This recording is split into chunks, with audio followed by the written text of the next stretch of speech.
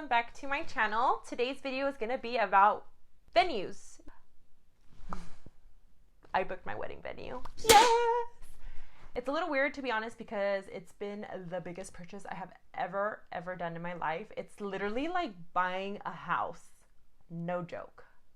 It's like buying a house for like a day or maybe the weekend. Well, you definitely want to be prepared for that. So let's jump right in to things to consider before booking your venue.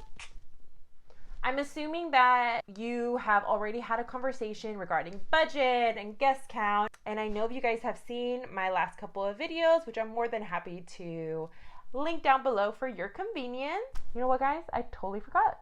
Don't forget to subscribe down below, hit that notification bell so you get notified every time I post a video, and let's get back to it. So you are on the stage and you're ready to make a big decision and purchase of booking your wedding venue.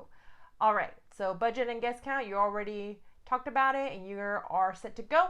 Now you are Googling away at the Knot, Wedding Wire, every little wedding website that you can possibly think of to start looking at the place that you and your future husband will be sharing vows. Well, first thing that you also really need to consider is, are you guys having a destination wedding where you want it kind of far, like in a different state or in a different country, or possibly a local wedding where you don't want to deal with all that and just want to go and have a big party, or just want to share that with your family and no worry about accommodations? Well, me and Adrian decided on a destination wedding. Although it's not going to be in a different state or a different country, it is going to be about 4 hours away. I don't think 4 hours is very long or really destination wedding, right? Well, anyways, we did decide a little bit on a destination wedding because we both love the outdoors. We want to be with nature, we want to be with trees. So we're like, destination wedding, because we are in the Bay Area, and although we have trees and our weather here is beautiful, I really wanted more of a nature feel, which we don't really have that here. So destination it is. Now that you have your choice of destination or local, now what kind of style do you want? Have you considered maybe you want a beach wedding somewhere on a sandy beach? Or maybe you want it like me, outdoorsy with trees and mountains? Or do you want a barn wedding? I know I have a few friends that's what they're going for. They want that rustic kind of feel.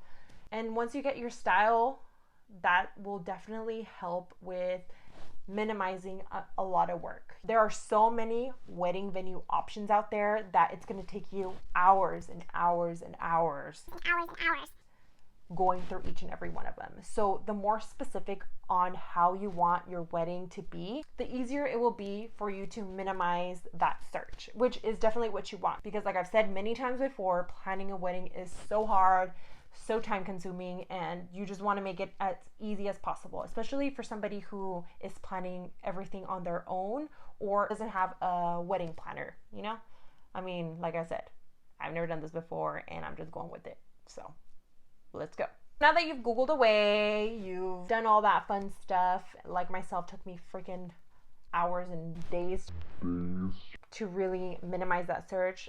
I actually found my wedding venue by one of my bridesmaids.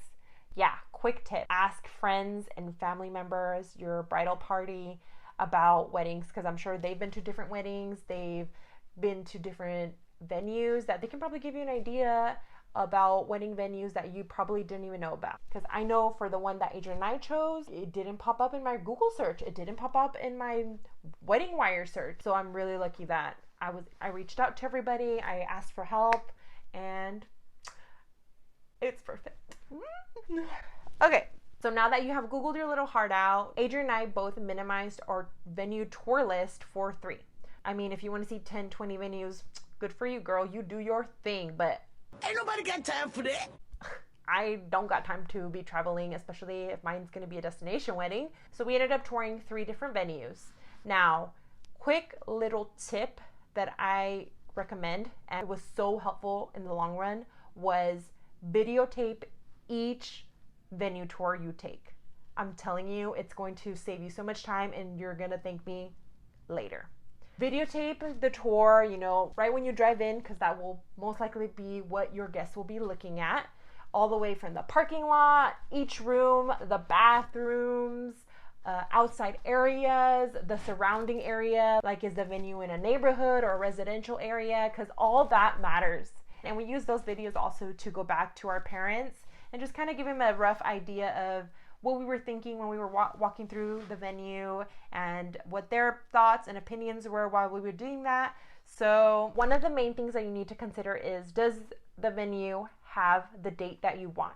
I would actually recommend you emailing the venue beforehand and before your tour. That way you guys save time if you absolutely want a specific date, like for example an anniversary date, such as mine and Adrian's. We both got together when let's see, okay, don't tell him that I gotta think about it. November 2009. Ooh, that took me a little longer than it should.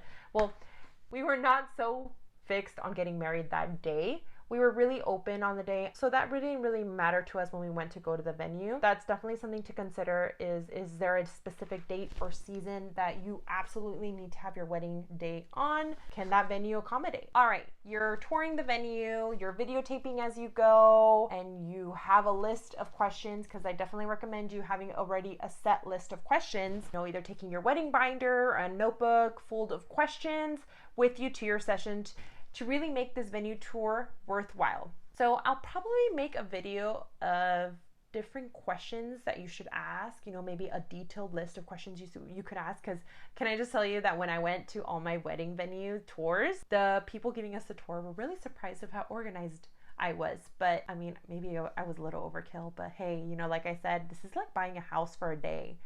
So I want my money's worth. So one of the things that you really should consider when you tour your venues is, what does the fee for the venue include? Does it include caterer? Because I know for some venues, catering has to be done in-house. They need to provide it. Or do they provide a specific vendor list that you need to go off of? And those are the only people that you are allowed to hire. I know for me and Adrian, we were really in the mindset that we wanted to hire every single vendor our own. We didn't want to be stuck with having the venues, you know, caterer be the one catering our food, or we don't want to be stuck with the venue's coordinator. I wanted to pick everybody. I wanted to make sure that I vibed with everybody and that we were all on the same page for what I was looking for, and we were both wanting in our wedding day. So we were definitely looking at that for our venue. Now, is the venue also all-inclusive? You know, there are some people out there that you're like, you know what, I just want the venue to take care of everything, you know, catering. I want them to provide the coordinator. And like I said, that's not something that we were looking for. That is definitely something that you need to consider when touring your venue and the questions you ask the person that is giving you the tour. Another thing that you should really consider is, does your venue have a plan B plan, I guess you can say? And by that, I mean, do they have a plan if the weather is just out of control? It starts to rain, you were not prepared for that, you know, your ceremony was going to be outside. Is there another area that you can probably move the ceremony over? Or do they provide tents? Or can you rent tents? Are they available for you to rent them that day if something were to happen weather-wise? And oh my God, if it rains on my wedding day, I don't care if it means good luck. I don't care if it's cool for pictures. I'm gonna cry. I'm serious. I'm probably gonna cry. Frustration. But anyways, I'm probably gonna cry. Okay, you know what? I'm just gonna cross my fingers and not even jinx myself. It is not going to rain. Okay. Another big thing to consider is alcohol okay? I mean, there are some brides out there who really don't mind a dry wedding, who don't really care about that. Well, if you've seen my other videos, you already know I need the alcohol. Yep. Consider that when you are booking your wedding venue. Is alcohol okay? Is it bring your own alcohol? Do they provide the alcohol? For example, if you're going to have your wedding in a vineyard and you have to provide their assortment of wines, or can you bring your own bartender? Or is it just strictly, you know, beer and wine, no hard liquor? Another big thing to consider is, does your wedding venue have a curfew? And by that, when you are recording, is your wedding venue close to houses or neighborhood or a very residential area? Because that is really going to make a big difference, especially if you plan on having a band or a DJ or both like me, that will make a difference when you are doing your timeline, right? And lastly, one of the major things to consider is your wedding venue layout. So keeping in mind what you know you want at your wedding. For example, I really want people to be out there in a dance floor, you know, having a good time, going to the bar, having a good time. And well, I know that wherever my wedding venue was going to be, I wanted a really big dance floor or a really nice area where I know my guests can just kind of, you know, dance away and dance a little hard downs and, you know, shake it and groove it. So the layout of your venue, is there enough space the way that you want your reception? Is there enough space for separate reception area and a separate ceremony area? Or maybe you don't mind having it both and you'll just do, you know, the flip when you flip your ceremony area to your reception space. So definitely that to consider. Oh, and also you want to consider bathrooms. Is there enough bathrooms for all your guests? And are they easily accessible? And parking. So just those two quick little things that many people don't really think about when you go to tour a venue and don't really think about when you actually end up booking your venue. Because I'll be honest with you, we didn't think about the bathrooms, and now that I think about it, I'm not sure how that's gonna work. I'll get back to you on that one. I really hope that you guys learned something. Again, if you didn't pay attention to any of this, one of the things that you probably want to just really go away with from this video is record your venue walkthroughs and record any and all the questions that you ask your venue person and the answers that they provide. Because believe me, after doing so much research, after visiting all these types of venues, you just kind of get confused and you just lose track of, wait, what is this what he said? Was it this venue that they said no smoking allowed anywhere? Was it this venue they said that curfew was at 10? Was it this venue says that, you know what, I don't care as long as nobody ruins the venue space? You know, these are all things that you really want to make sure you know what you're doing. And just remember that. Just that one thing. That way you have something to fall back on if you ever have questions. All right, guys. Well, thanks again for hanging out with me today. And I really hope that you push through your wedding journey. If it's either you planning your wedding or you're helping a friend plan a wedding or you're just here because you got nothing else to do. Either way, thanks again. Don't forget to subscribe down below and give it a thumbs up if you liked it. I'll see you guys next time. Bye.